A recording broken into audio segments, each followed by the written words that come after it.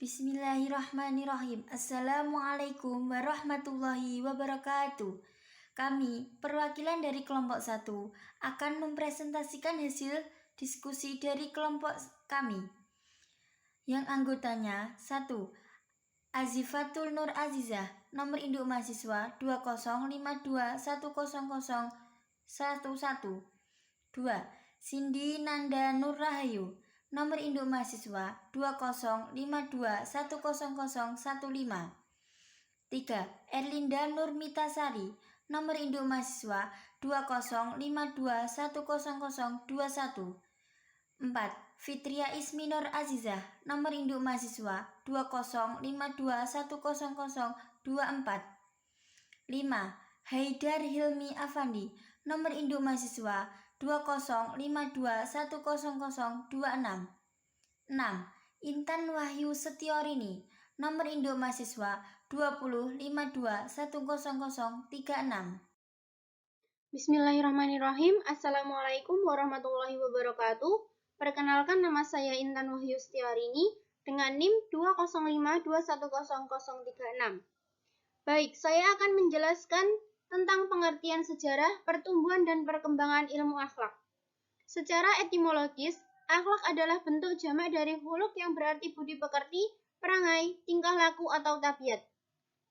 Dari pengertian etimologis seperti ini, akhlak bukan saja merupakan tata aturan atau norma perilaku yang mengatur hubungan antar sesama manusia, tetapi juga norma yang mengatur hubungan antar manusia dengan Tuhan dan bahkan dengan alam semesta.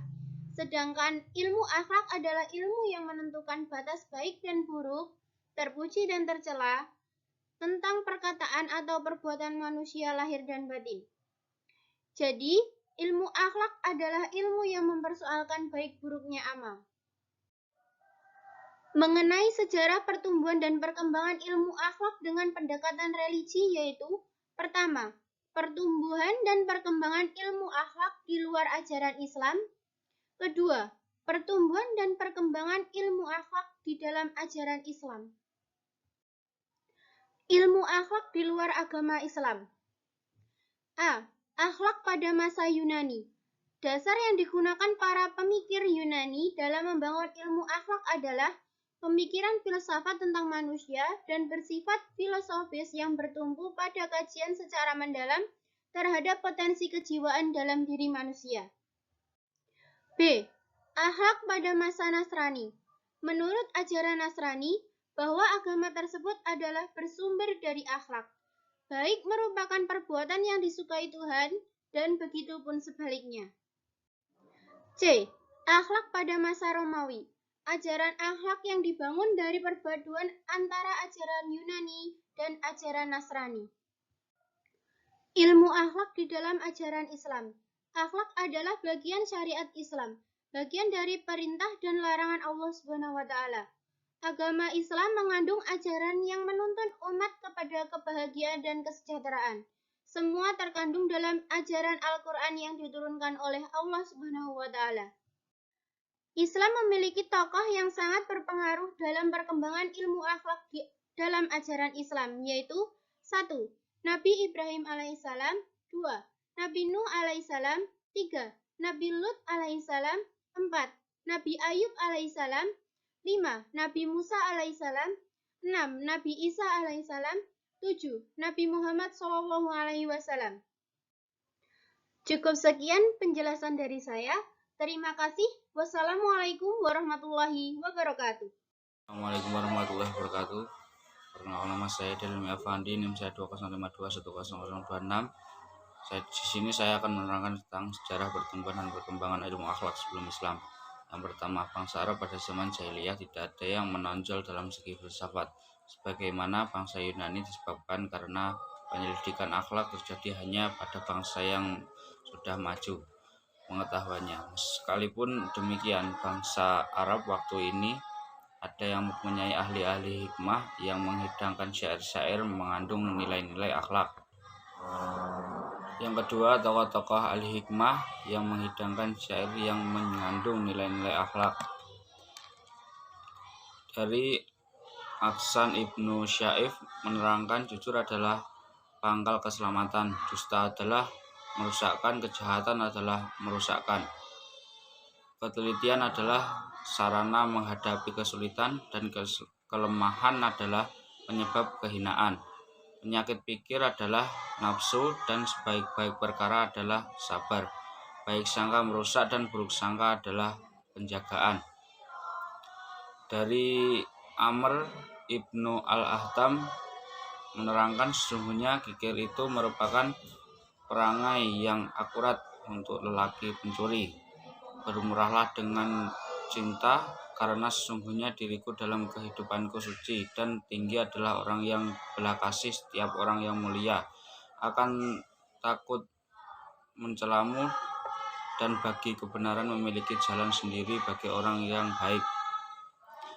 Dari Amir Ibnu Zar al-Adwani, pikiran itu tidur, nafsu bergejolak. Barang siapa yang mengumpulkan suatu antar hak dan batil, tidak akan mungkin terjadi, dan yang batil itu lebih utama buatnya. Sesungguhnya penyelesaian akibat kebodohan. Dapat dipahami bahwa bangsa Arab sebelum Islam telah memiliki kadar pemikiran yang minimal pada bidang akhlak, pengetahuan tentang berbagai macam keutamaan dan mengerjakannya. Walaupun nilai yang tercantum lewat syair-syair belum sebanding dengan kata-kata hikmah yang diucapkan oleh filosof-filosof Yunani kuno. Dalam syair-syair mereka tersebut saja sudah ada muatan-muatan akhlak. Sekian dari saya, kurang lebihnya mohon maaf. Wassalamualaikum warahmatullahi wabarakatuh. Assalamualaikum warahmatullahi wabarakatuh. Dengan saya Azifatul Nur Aziza dengan nomor induk mahasiswa 205210011. Di sini saya akan menjelaskan peta konsep dengan subbab sejarah pertumbuhan dan perkembangan ilmu akhlak pada masa Rasul.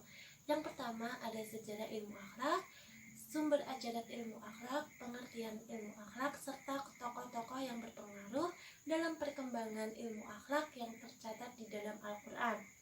Yang pertama ada sejarah ilmu akhlak.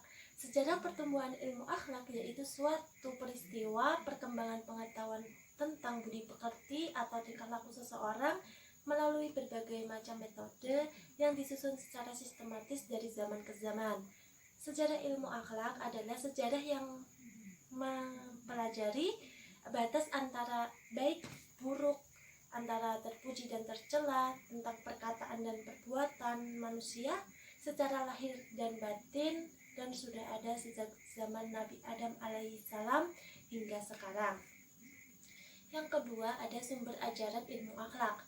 Ajaran ilmu akhlak menemukan bentuknya yang sempurna pada agama Islam, dengan titik pangkalnya pada Tuhan dan akal manusia. Intinya mengajak manusia agar percaya pada Tuhan dan mengakuinya bahwa Dialah pencipta, pemilik, pemelihara, pelindung, pemberi rahmat, pengasih dan penyayang terhadap segala makhluknya.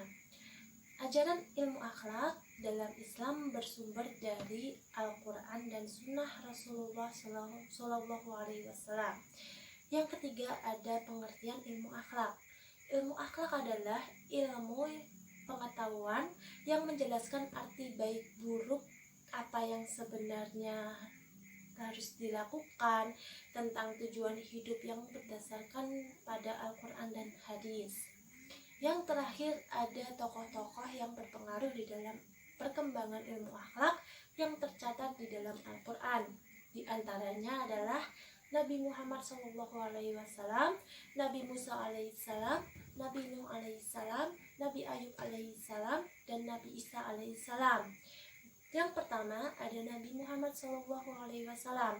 Akhlak Nabi Muhammad SAW sangat mulia dan dikagumi oleh semua orang, bahkan oleh orang kafir Quraisy, sehingga Nabi Muhammad SAW mendapatkan gelar Al-Amin atau dapat dipercaya.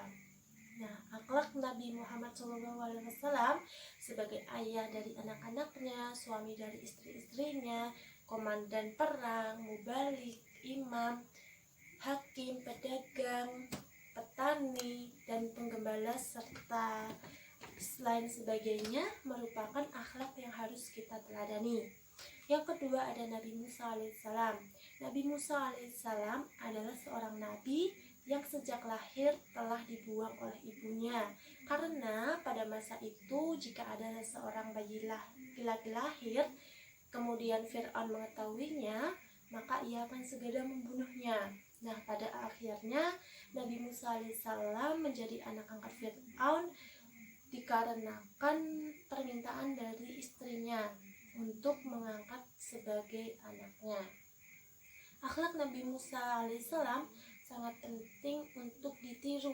Bagi penguasa yang kuat, hendaknya menjadikan kekuatan atau kekuasaannya untuk membasmi kemungkaran dan kemaksiatan, sehingga tidak digunakan untuk mendirikan pusat-pusat kejahatan, pelacuran, dan pembela kezaliman. Dan yang ketiga ada Nabi Nuh alaihissalam. Ujian Nabi Nuh alaihissalam cukup berat karena ia harus menghadapi kekufuran anaknya sendiri, yaitu Kan'an. Ia tidak putus asa mengajak dan menasihati anaknya, meskipun akhirnya anaknya mati tenggelam terbawa arus banjir yang luar biasa.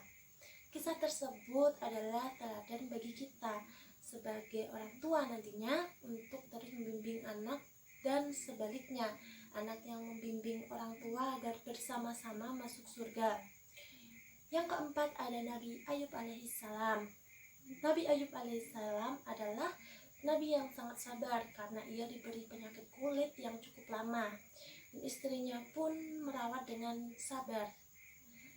Dan istrinya pernah menyarankan Nabi Ayub alaihissalam agar meminta kepada Allah Subhanahu wa Ta'ala untuk mencabut penyakitnya, tetapi ia merasa malu karena kenikmatan yang telah diberikan oleh Allah Subhanahu wa Ta'ala masih terlampaui besar dibandingkan dengan penyakit yang dideritanya. Kesabaran serta kesadaran Nabi Ayub yang luar biasa ini harus kita tiru dan kita amalkan di dalam kehidupan sehari-hari, dalam kehidupan masyarakat, sehingga nantinya kehidupan kita diselimuti oleh rasa tenang dan selalu bersyukur di dalam situasi dan kondisi apapun. Nah, yang terakhir ada Nabi Isa alaihissalam. Nabi Isa alaihissalam adalah nabi yang penuh rasa cinta kasih kepada umatnya. Nah, keahliannya digunakan untuk mengobati orang-orang yang miskin. Hendaknya akhlak Nabi Isa tersebut dapat ditiru oleh para ahli atau para dokter, ahli kesehatan, juga oleh seorang orang kaya untuk membantu ekonomi orang-orang miskin. Sekian dari saya, kurang lebihnya mohon maaf. Wassalamualaikum warahmatullahi wabarakatuh. Assalamualaikum warahmatullahi wabarakatuh. Perkenalkan, nama saya Erlinda Nurmitasari, NIM 205210021. Saya di sini ingin menjelaskan tantangan akhlak pada masa modern. Adanya kemajuan teknologi. Misal saja, kemajuan di bidang elektronik banyak terfokus terhadap gadgetnya dibandingkan peduli dengan keadaan di sekitarnya. Ketika mereka berinteraksi dengan gadgetnya, tanpa mereka sadari telah mengurangi sosialisasi yang ada di lingkungan di sekitarnya. Tentu saja itu adalah dampak kemajuan teknologi yang berpengaruh terhadap ilmu akhlak seseorang. Memang tidak semua teknologi yang canggih membawa dampak negatif, tetapi itu dikembalikan kepada penggunanya. Yang kedua, pengaruh budaya asing. Pengaruh budaya asing yang membuat ilmu seseorang atau akhlak seseorang itu menurun, yaitu generasi zaman sekarang atau generasi Islam zaman sekarang mengikuti yang namanya aliran-aliran barat atau terbawa yang namanya aliran-aliran barat. Misalnya saja cara pakaian mereka seperti yang mereka kenakan sekarang. Cukup sekian dari saya, kurang lebihnya mohon maaf. Wassalamualaikum warahmatullahi wabarakatuh. Sekian presentasi dari kelompok kami. Kurang lebihnya mohon dimaafkan. Wassalamualaikum warahmatullahi wabarakatuh.